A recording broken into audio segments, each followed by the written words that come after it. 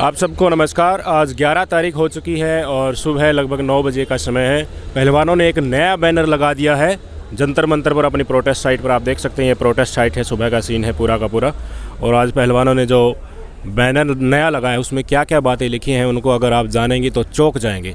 ऐसे खुलासे इसमें किए गए हैं जो अब तक सार्वजनिक मंच पर पहलवानों ने नहीं रखे थे।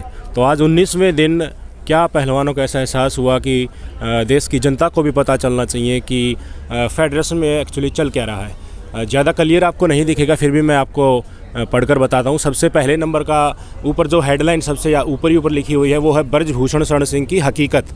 तो पहले नंबर पर लिखा हुआ है टाटा मोटर्स, JSW जैसी कंपनियां जो पहलवानों की मदद के लिए आगे आई, पहलवानों के सहयोग का पैसा नंदनी नगर महाविद्यालय जो कि उसका खुद का कॉलेज है उसमें लगाया गया।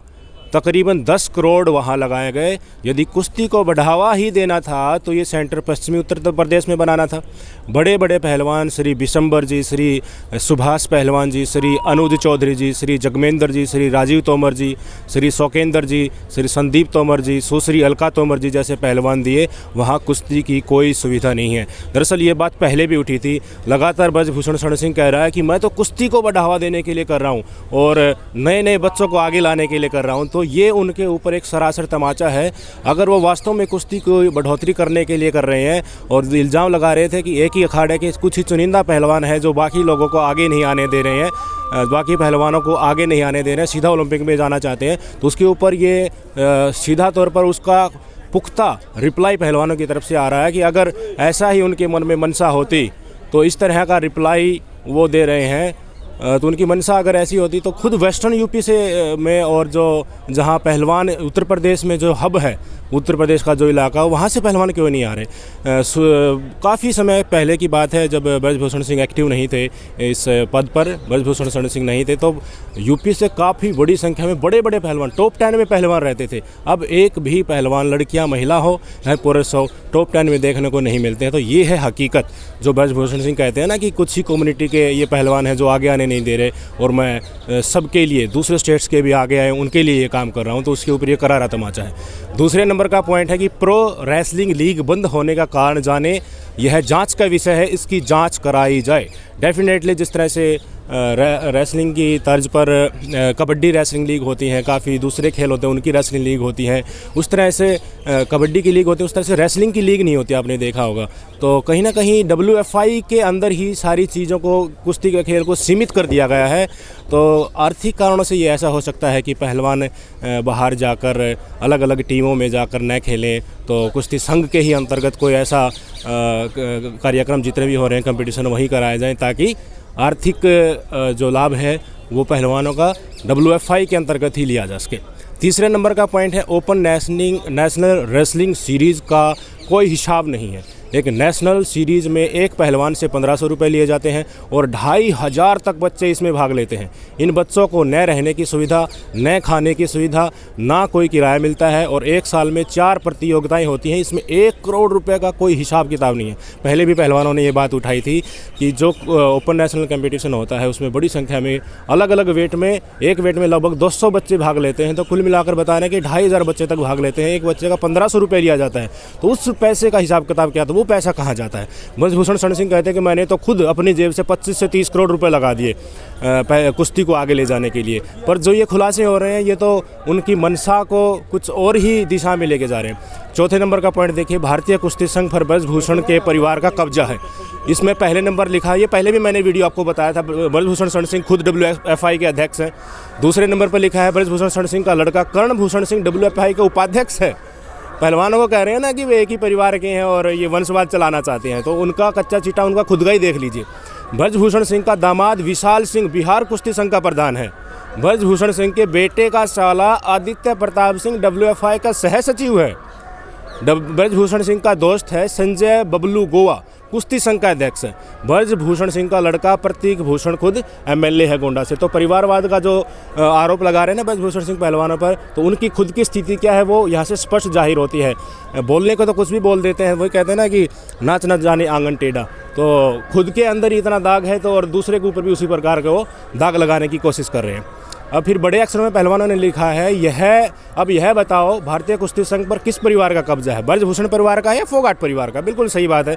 इससे तो यही जाहिर होता है कि सरासर कुश्ती संघ में जितने भी लोग बैठे हैं वो ब्रजभूषण परिवार के ही बैठे हैं। इतना ही नहीं, मैंने भी कई लोगों से बातचीत की है, कई कोच वगैरह हैं और कई बहुत सारे पद जो WFI के अंतर्गत हैं उनमें भी ब्रजभूषण सिंह के गुर्गे बैठे हुए हैं। 5वें नंबर पॉइंट पे लिखा हुआ है WFI का ऑफिस बन रहा है कनॉट प्लेस में। इसकी जानकारी सार्वजनिक हो कि WFI के नाम ये है भी या नहीं, या कोई निजी प्रॉपर्टी बन रही है। WFI का जो नया ऑफिस बन रहा है उसकी बात चल रही है कि कनॉट प्लेस में बन रहा है, उसकी कोई भी जानकारी नहीं है कहाँ से किस शेड्यूल के अंतर्गत वो बन रहा है, सार्वजनिक रूप से उसमें पैसे लग रहे हैं, सरकार बनवा रही है या किसी निजी प्रॉपर्टी में वो बन रहा है, किस तरह, उसका कोई भी जानकारी साझा नहीं की है सार्वजनिक तौर पर।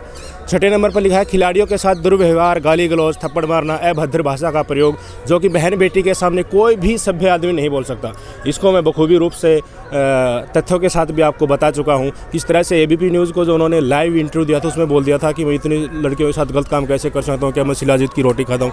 लाइव TV पर इस तरह की वो आदमी बात बोल सकता है तो क्या उसकी मंशा होगी और क्या उनका भाषा होगी, वो आप आराम से जान सकते हैं।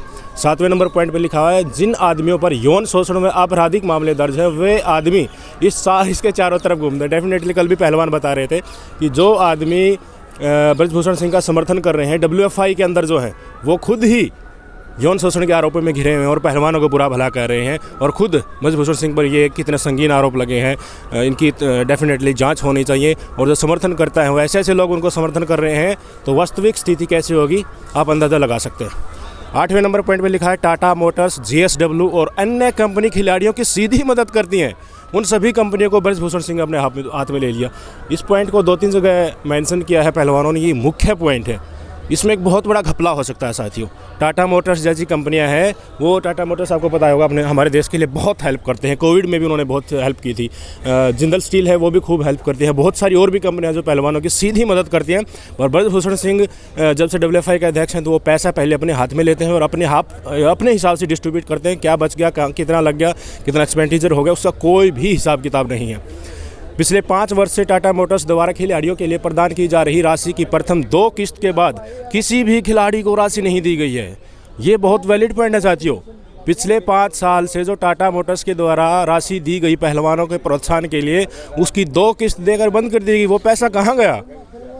ब्रजभूषण सिंह कह रहा था ना मैंने 25 से 30 करोड़ रुपये अपनी जेब से लगा दिया कुश्ती को ऊपर ले जाने के लिए, तो ये उनकी पोल खोल रहा है वास्तव में। 10वें और आखिरी पॉइंट में पहलवानों ने लिखा है देश में पूर्व पहलवान तथा कुश्ती से जुड़े सम्मानित व्यक्ति वर्तमान भारतीय कुश्ती संघ के अध्यक्ष की तानाशाही नीति के कारण घर बैठने को मजबूर है। इससे भारतीय कुश्ती पर बुरा प्रभाव पड़ रहा है। पहले भी बता चुके हैं, ये आवाज़ भी उठ रही है कि कुश्ती संघ का अध्यक्ष वही होना चाहिए जिसको कुश्ती की जानकारी हो। कोई राजनेता अगर इस पद पर आता है तो वो अपने मन से एक मनसा जो उनके अंदर होती है नेताओं के अंदर, उसी के तहत उसको आगे लेकर चल पड़ते हैं। जो भी सीनियर्स आदमी हैं जिन्होंने देश के लिए मेडल्स लाए हैं, अतीत में लड़े हैं, बहुत एक्सपीरियंस पहलवान हैं, उनकी किसी न किसी तरह अवहेलना हो रही है और उनकी जो है रिस्पेक्ट नहीं हो रही है। उनको घर बैठने के लिए मजबूर किया जा रहा है, जबकि वो सामने आकर कुश्ती को एक नए अंदाज में और एक नए सिरे के साथ बहुत ऊंचे स्तर पर ले जा सकते हैं। ये पूरा का पूरा बैनर पहलवानों ने लगाया है। मेरे साथ ताऊ जी क्या कहना चाहोगे? ये बैनर जो लगाया है ये बिल्कुल सच्चाई है, इसमें सारी बातें सच। बहुत बहुत धन्यवाद। इसमें कोई झूठ नहीं है।